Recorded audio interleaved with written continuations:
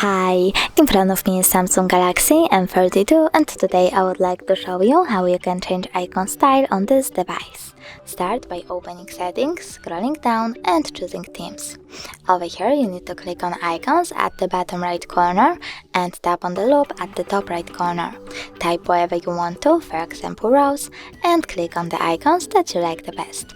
I will go with these ones, so I will click on them and choose download. Then select apply. Apply again.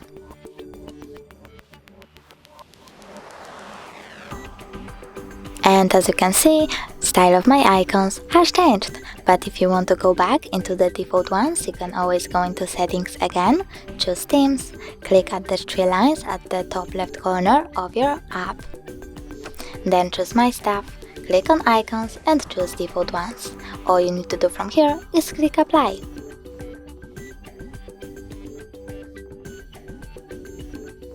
Thanks so much for watching. If you enjoyed this video, smash that like button, comment and don't forget to subscribe.